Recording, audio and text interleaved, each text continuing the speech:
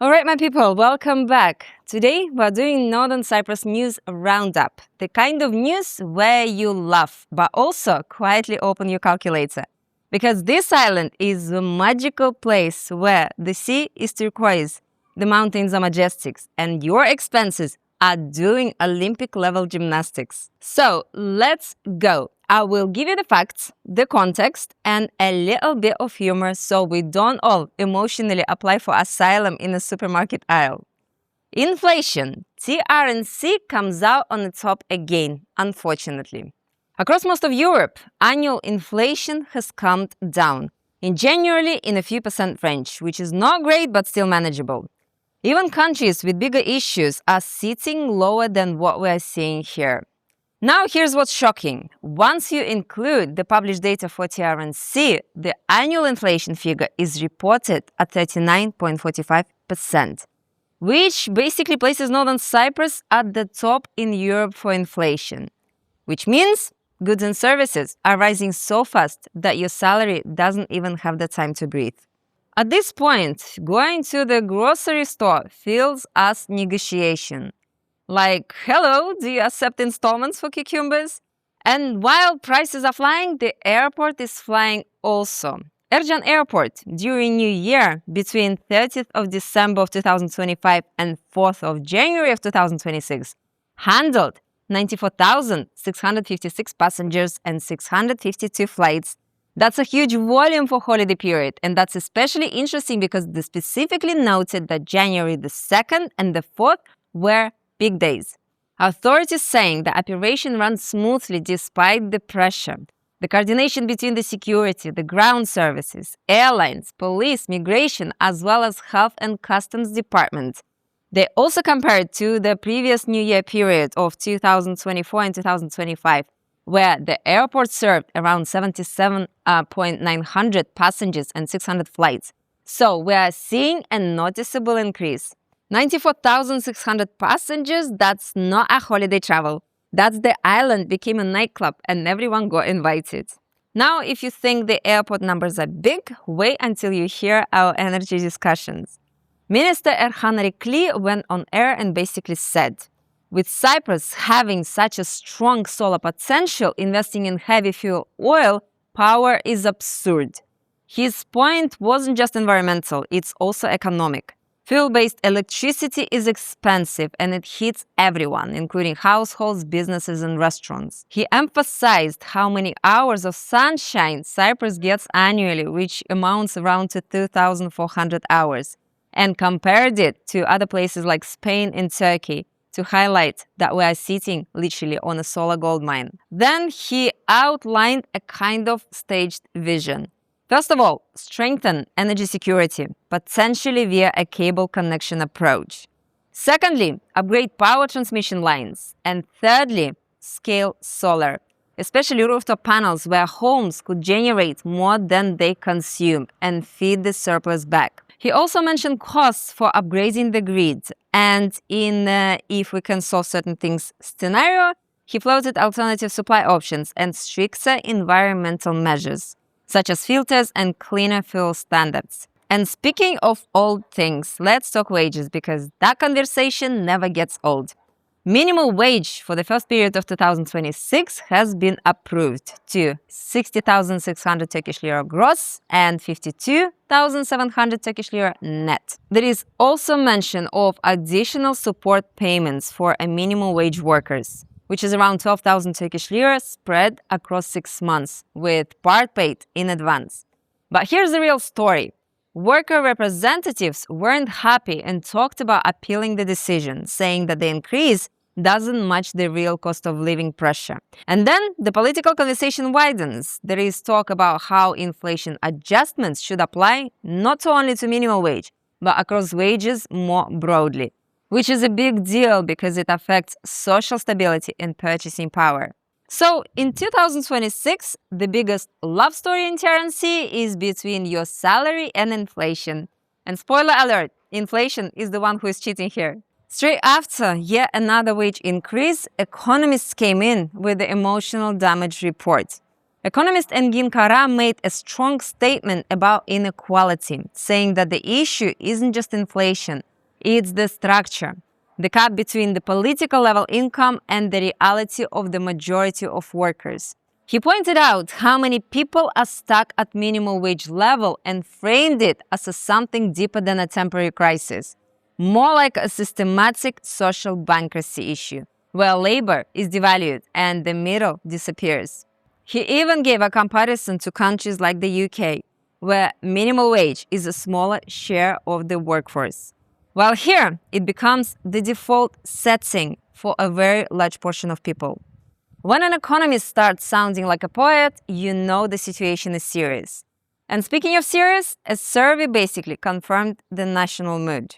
A survey conducted in December 2025 with 500 participants reported that around 90% believe the country is going in the wrong direction. Top concerns?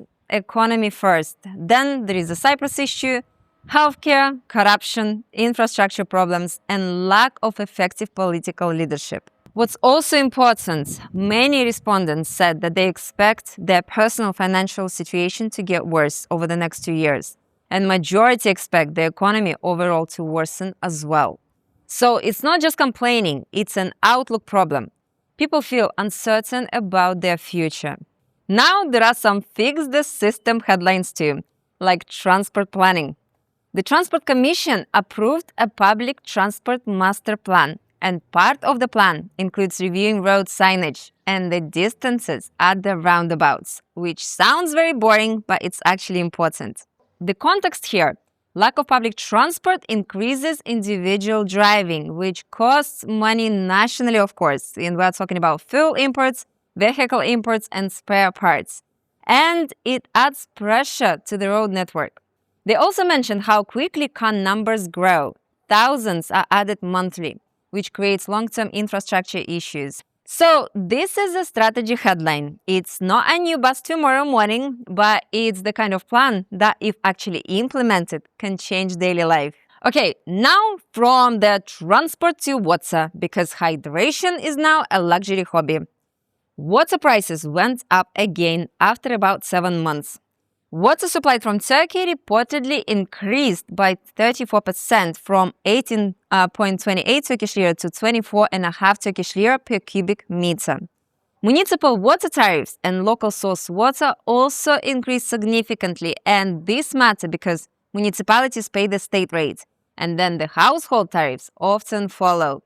Kyrenia mayor explained how tariff includes two parts: the purchase price from the state and the municipality operational costs. And he pointed out that the state prices increased dramatically over the year, creating serious pressure on households.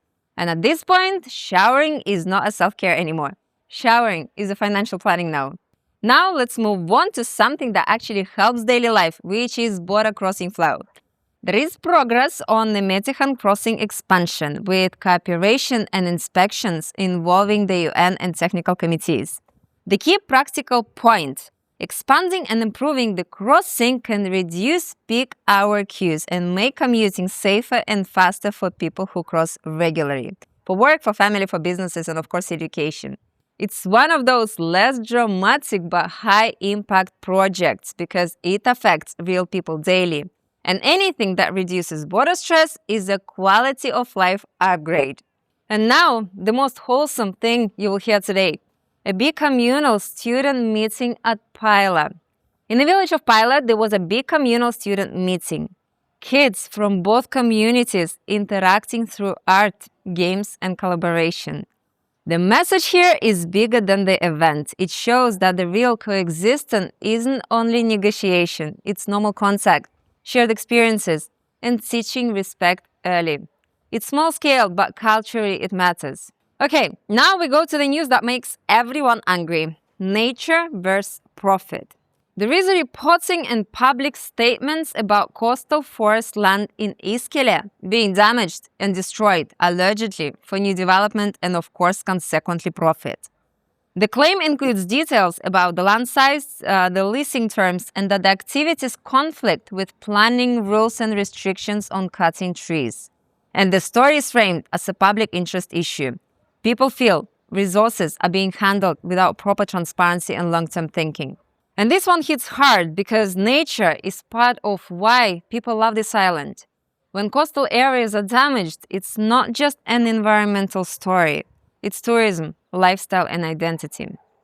Now let's balance that out with something positive. Renewable energy projects that are actually happening. A solar installation project is underway at the wastewater treatment facility in Hashpalat. Around 840 kilowatts, designed to cover about 20% of the station's electricity needs, and to reduce, of course, CO2 emissions by hundreds of tons annually. It's supported through international cooperation and is one of the largest public sector renewable investments mentioned recently. So, less operational cost pressure, more sustainability, and a practical example that renewables aren't just talks. And while we're upgrading things, streetlights are next. KipTech announced a program to replace older inefficient streetlights with LED lighting. A budget of around $4 million was mentioned, with 10,000 LED units planned for the first stage in the first half of 2026, working with municipalities and local officials to identify broken and problematic areas.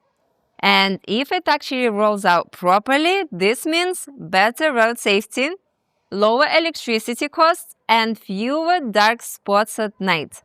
Most likely, LED lights won't fix every problem, but at least we will see the problems clearly. Now something modern, electric bikes in Kyrenia. Kyrenia launched an electric bike sharing system in partnership with a mobility company. Bikes have GPS, speed limiting, and even phone charging, which is very 2026. Authorities are trying to reduce traffic and offer a more eco-friendly way to move, especially in the tight areas around the old city and along the seafront. There is also a promo element, 3 minutes at lunch, which encourages people to try it. And for people who want bigger adrenaline, there is a massive extreme sports project. A municipality presented Ercan Park, a large-scale technical and extreme sports complex planned between villages, designed to bring street racing and risky behavior into controlled professional environments. The first phase includes a track of around 1,250 meters length and major infrastructure with big investment numbers and a timeline aiming for completion in 2026. Beyond racing, it's pitched as a family leisure zone too. Stunts, parks, activity areas, basically a new entertainment sports hub. Now from the fun to the security. A mobile X-ray scanning system was introduced at Kyrenia tourist port, described as improving customs efficiency. Faster checks, stronger detection of illegal materials, more control. The message from officials is that this will reduce inspection time and will help legal trade flow faster, while tightening the security. Now let's move to healthcare. Public hospitals moving to a full working day. There is an announcement that from February 2026, public hospitals and medical centers will move to a full working day system. The aim is to reduce queues and improve access, of course. There was also a practical local highlight, the Tatlesu Health Center being upgraded after years. Now consistent doctor presence plus specialist days, which is dentist, gynecologist, and cardiologist, and of course access to the medicine. And there are bigger infrastructure goals mentioned. Multiple regional hospitals are planned and a new central hospital in Lefkosha targeted by 2027. Now let's go back to the daily pain point, restaurants, costs, and meat prices. Restaurant Association are warning that the rising costs, meat, electricity, and labor are pushing businesses to the edge. They are calling for permission to import fresh beef and lamb and want transparent rules that balance import access with protecting local producers. This matters because restaurants are a major part of tourism and local economy. If prices climb too high, people eat out less, competition shifts, and businesses struggle.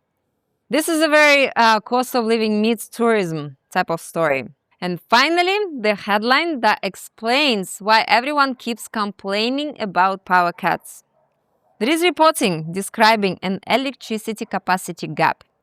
Peak demand around 465 megawatt while production sits lower, leading to rolling outages. It's framed as a long-term planning issue. Infrastructure hasn't kept up with the growth, and when demand spikes, the system struggles. They cite contributions from different sources: public funds, private generation purchases, and still a shortage. So the story isn't one accident. It's structural. It's planning, capacity, investment, and grid resilience. In Northern Cyprus, unfortunately, you don't schedule your day by time. You schedule it by electricity. All right, that's today's Northern Cyprus news. Drop your thoughts in the comments below, but please keep it respectful because we are a community here. And if you want more monthly updates like this, please subscribe, hit the like button, and share this video with someone who loves Cyprus and possibly also likes complaining about the bills. Thank you so much for watching. I will see you in the next one.